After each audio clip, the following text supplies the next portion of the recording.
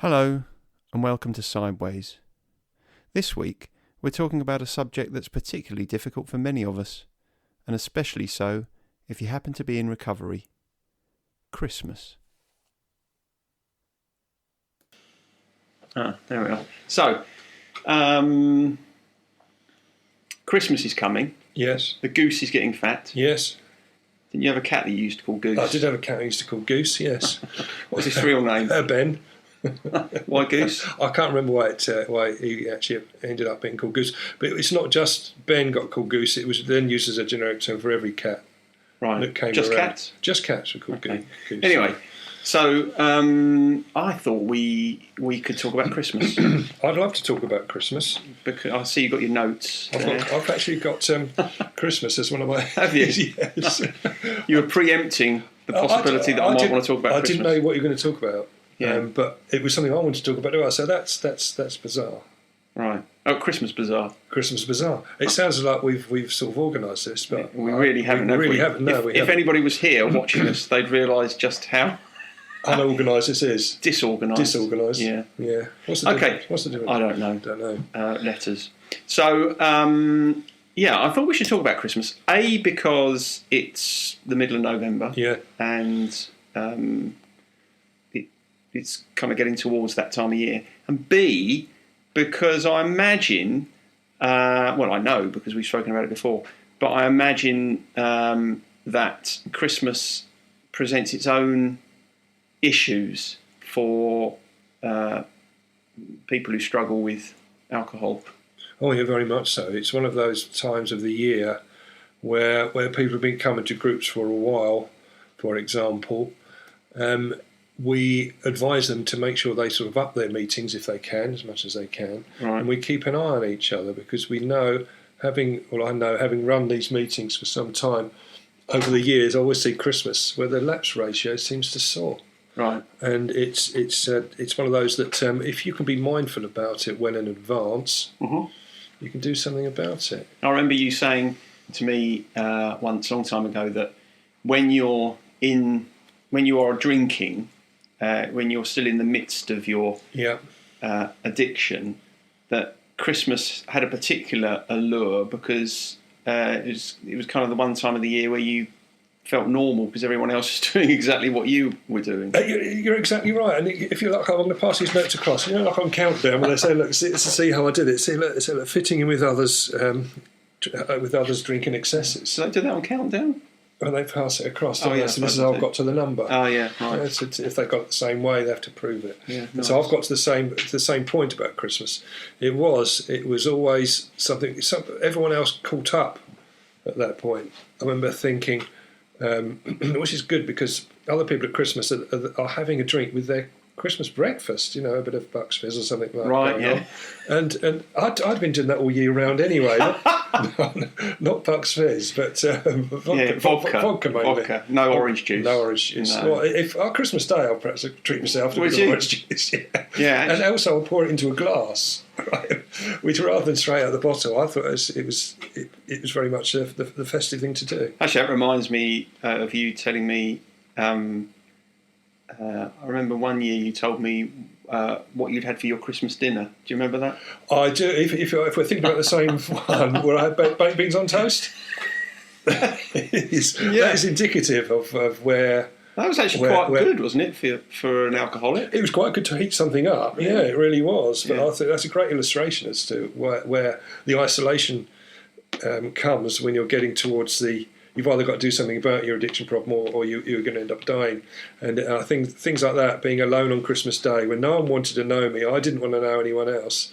My only real panic was when the shops were going to open up again, the off licences, etc. Yeah. So I had to make sure that I had enough for 2 or 3 days. Now, to have enough to cover 2 or 3 days, you really had to plan to have enough for 5 or 6 because you know the more you have, the more you indulge. Yeah. It is Christmas, so you treat yourself to an extra one. I mean, do you remember? What do you remember about that? Although you said there that when you reach that point where no one wants to know you, you don't want to know anyone. Yeah, it wasn't really. Do you think that was true that nobody wanted to know you? I think that I'd become not really that pleasant to be around. So no change from usual then? No change. It was an enhanced level. So, no, I don't think... It was probably more from my side that I would push people away. So they would probably want...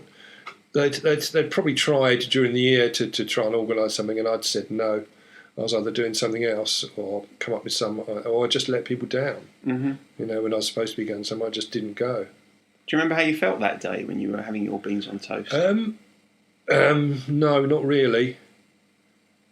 I can't remember how I felt. I can imagine how I felt. I can imagine now, in retrospect, how I felt. And my feelings at that point would have been pretty dampened down by alcohol. So I'd have made sure that I wasn't really aware of what was happening around. So I'd just be escaping my emotions, pretty much the same as every other day. It would have come and gone, pretty much like any other day at that point. It was just a bit of a nuisance that the shops weren't open. That was my only concern. Yeah, that was the only real dampener. Yeah. It's strange because Christmas has always been... It lost its allure, really, I suppose, once the children grew up. Yeah. I enjoyed Christmas myself as a kid. Yeah. And I didn't like it particularly. I always felt it was a bit of... I think it's something we may have touched on before quite some time ago. It was almost at a point where it was enforced happiness. Yeah. Where I got to it when Christmas was coming along, I thought, you know, I'm going to have to try and be happy in a false environment. Probably mixing with people that I hadn't seen for a long time and though I didn't know, or didn't like, or didn't like being around. But then again, I got to the point where I didn't really like being around anyone, which included family, etc. So no, I don't remember what my actual feelings were on that day. They wouldn't have been any different from the day before Christmas Eve and Boxing Day. They'd have been exactly the same, really.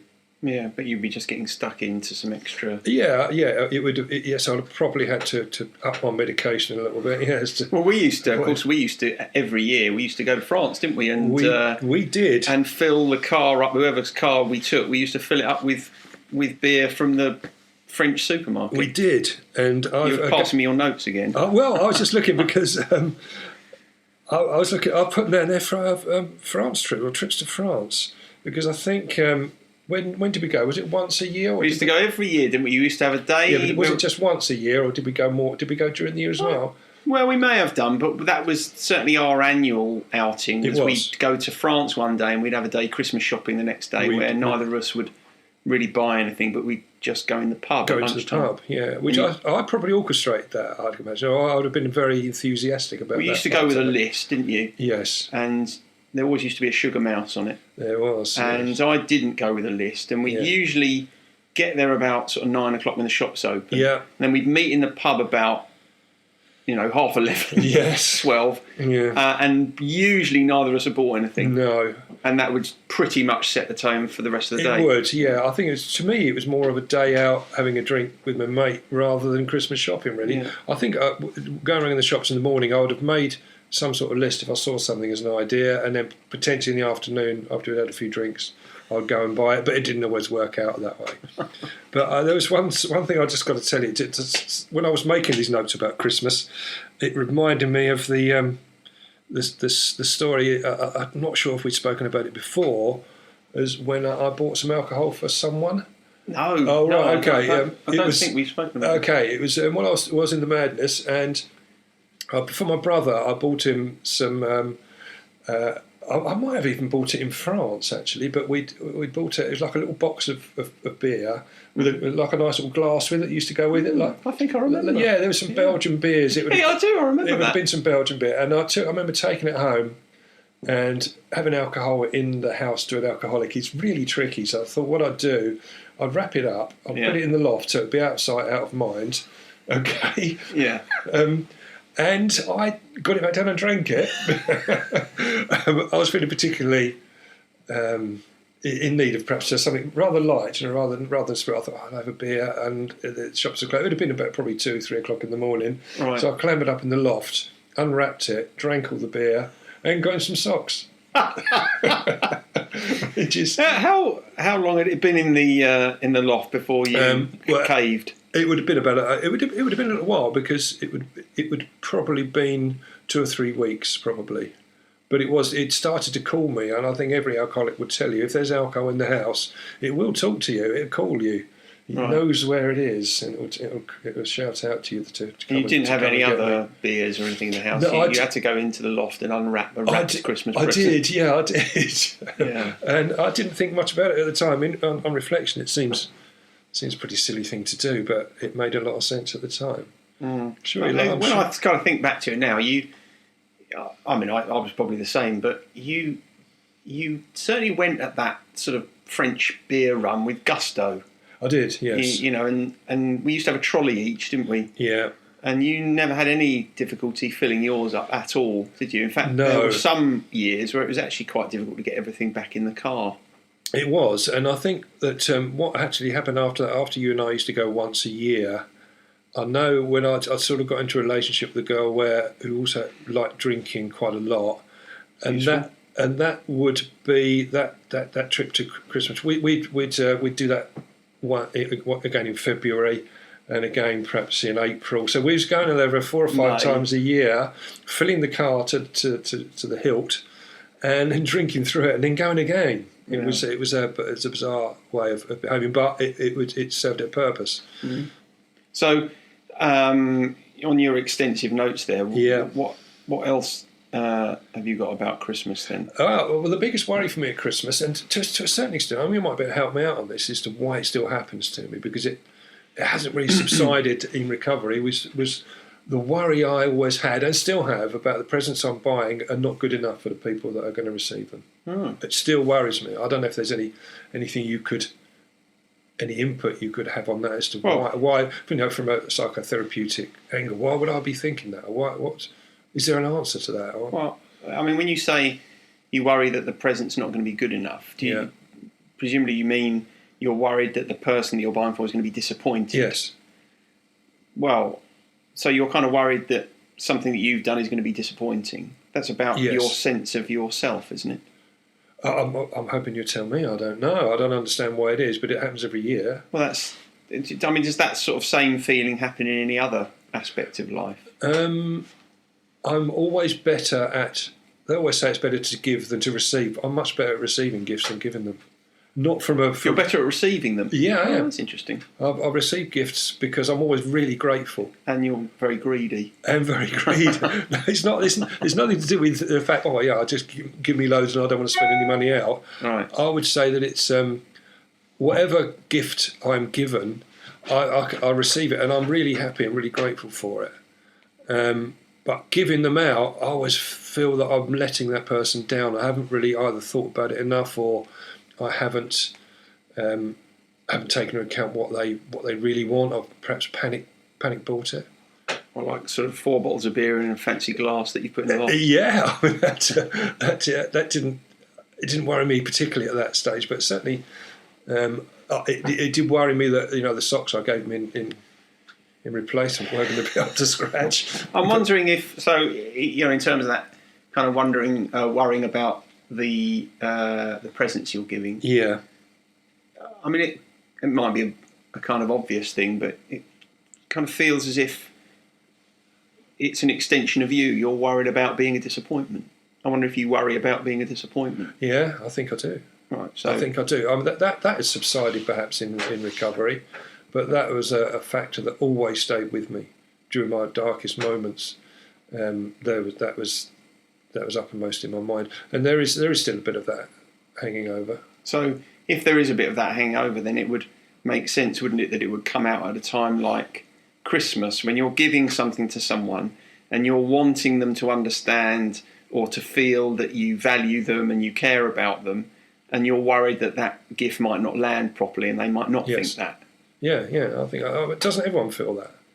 Doesn't everyone feel the pressure that that when you're selecting? I know I find it when we're talking about the Christmas shopping days earlier on.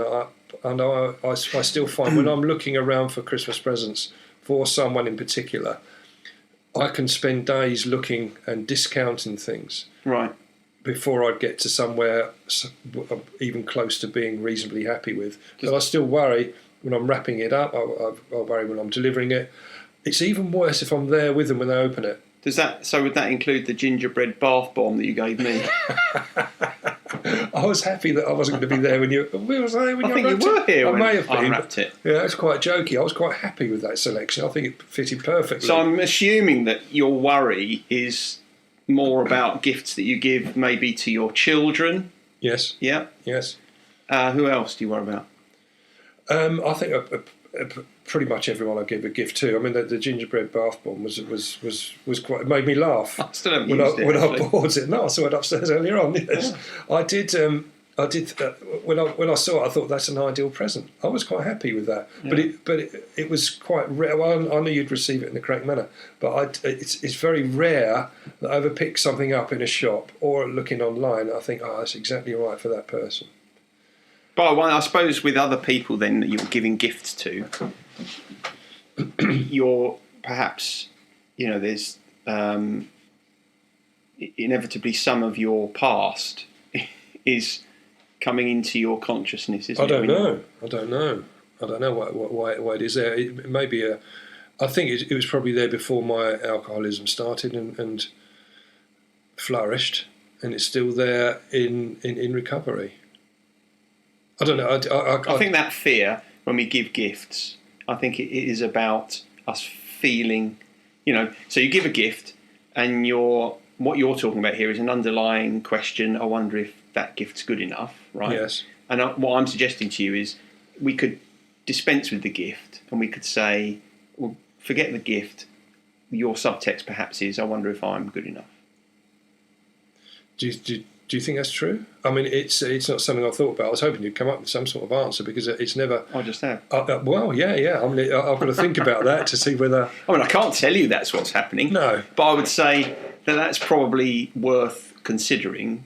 There's some insecurity about, whether you've done something that will be seen as the recipient in the way that you want it to. You're insecure about your gesture, aren't you? I am. Is that a self-esteem issue? Sounds like it. Okay. If I give you a gift, then it's better, isn't it, if I can feel confident that you will receive that gift in the manner that it was given, in the spirit that it was given, which is a spirit of, friendship. If I'm very worried that you're going to think, it's not very good, or I haven't spent enough money, or it's not good enough, then that says kind of more about me, doesn't it, than it does about you? I suppose so. I mean, I find it a lot easier when someone... I take, for example, my youngest daughter sending me... She recently, because her birthday's coming up, it's quite close to Christmas, but she sent me a link to exactly what she wanted, which I was then able to go and buy, and it was fine. I'm happy with that. Well, there you go. So you don't have to worry that it's not enough. No, I don't. Because you know that it is, because she asked for it. Exactly. But without that input, I struggle. Mm. Well, you always used to have a list when you went shopping. I had a list of who I had to buy for. Well, you also didn't you have a list of things to buy as well? I'd compile that on the day when I was walking around looking at things. Before you'd been to the pub? Before I'd been to the pub. I knew after the pub that if I hadn't put the hard work in to the Christmas shopping day, by the time I'd been to the pub, that I would have made irrational decisions after that. Yeah. And bought bad stuff. Yeah. Okay. So I've always found Christmas, the whole thing about Christmas, and I still do to a certain extent. I find it quite tricky. It's quite difficult watching my fellow addicts struggle around the Christmas period. It gets heightened the awareness of alcohol becomes heightened on the TV and the adverts, etc. Mm-hmm. A lot of the people that come to groups, for some reason, and I've seen it cropping up on TV now more at this time of year because it's cold. So the people that come to groups that are street homeless, Christmas to them is a real bind, and I think it's generally speaking. I remember we ran an Aspire to Be meeting on Christmas Day one year. That. And we did it because there was a bunch of us that said, look, we're not really in a position. We don't feel that we're fitting in particularly, but having a meeting on Christmas Day when we know that is a major problem area for us, for potential lapses, we stick together and have a bit of collective strength, and it was fine. So just going back to that question you asked about why you sometimes feel nervous about giving presents? Always. Always. Why you always feel nervous about giving presents? Yeah.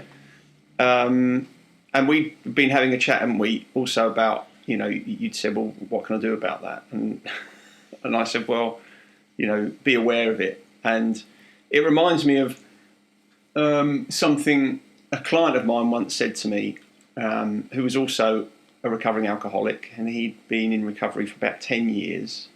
And he said to me that one of the big moments of enlightenment he had was when he realised that recovery, generally, not just from alcoholism, but recovery from any sort of condition, didn't mean the eradication of the problem. It meant the consciousness of it. So in that way, that kind of the question you have for yourself around why you feel nervous about giving presents, if that is about your sense of yourself, then being aware of it might be one of the things that helps to ease it. You might not be able to suddenly say, oh, that's okay, now that I know it's about my sense of myself, I'll just give presents and I won't worry.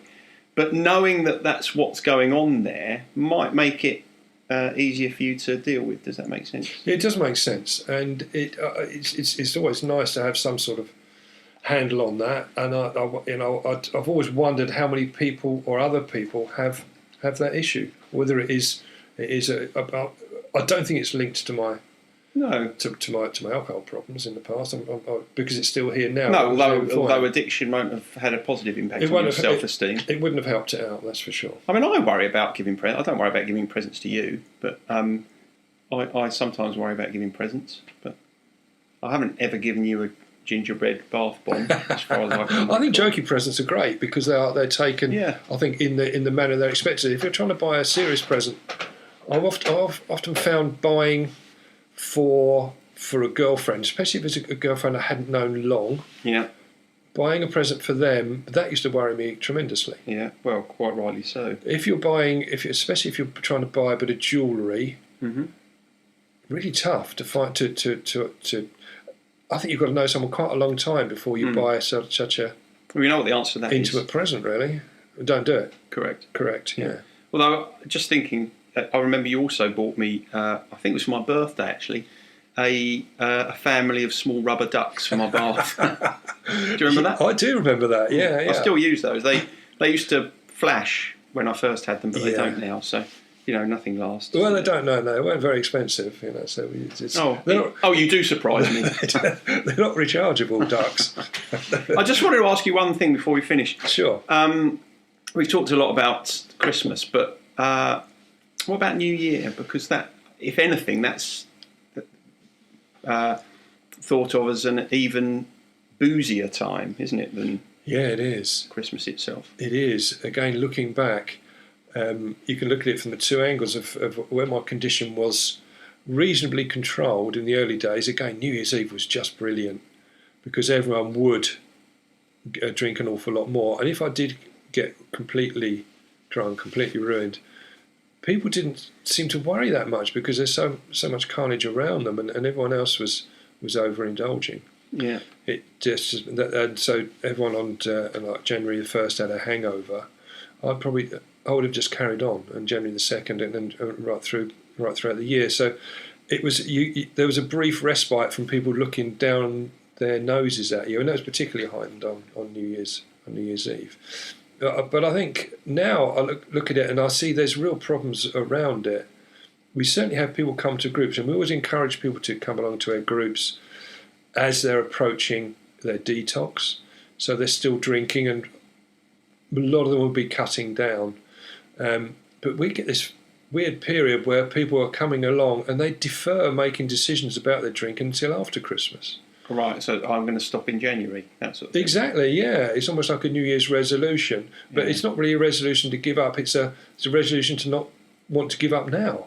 It's deferring the problem, and it's often a question that comes up in groups as to when is the right time to give up. Well, now. Well, exactly. There isn't a good time or a bad time to give up. It's when it's necessary, and by the time you got to the point where you acknowledge you've got a problem, there isn't a bad time. Get it done. Yeah, I mean that's the problem that I have with New Year's resolutions. If you're making New Year's resolution, you're really making the change because of the time of the year, rather than because you want to make the change. It's one of the reasons why all the gym car parks are full until the third week of January, and then they all empty again because everyone says, "Oh, I'm going to get fit." Not because they want to get fit, but because it's January and they feel like they should make a change. And I suppose the same is true of drinking. It does. I mean, the Christmas and New Year period is a great excuse for those people that are considering whether they have a drinking issue or not to defer. To defer because they know they're going to indulge heavily over the Christmas period. And I went into detox in November, and it was being that close to Christmas. I felt, I'm doing this at a really tricky time of the year. It's going to be really tough for me. Perhaps I'll defer it. But again, I was encouraged to go through and to see how I got on, and but as long as I had an awareness about what Christmas was likely to bring, and indeed Kenwood Trust, who were looking after me at that time, were brilliant about that, and they did a lot of work on me, and we talked about it a lot. And after I got through that first Christmas, I felt I'd really achieved something. And by the time the second Christmas came around, that I was still sober, it wasn't half as bad. It really wasn't. And so, Christmas is a difficult time for people that are either considering giving up drinking, or those people that just gone into sobriety. Yeah. It's tough. There's a lot of stuff out there that's encouraging us to drink, and the last thing an alcoholic needs is encouragement. Yeah. Okay. Well, I think that's it for this week. Cup of tea? Thank you. I love one. Yeah. Thanks, okay. mate. All right. Cheers. Bye. Bye. Sideways was created by Graham Landy and Martin Pankhurst. If you want to read more about our work, visit grahamlandywellbeing.co.uk/sideways. You can also follow us on Twitter, and you can email us just to let us know what you think of the show or with any questions that you might have for us. We want to thank you for listening and ask that if you've enjoyed what you've heard, that you tell someone about it. And finally, we wish you a very happy Christmas and a peaceful New Year, and we'll see you in January.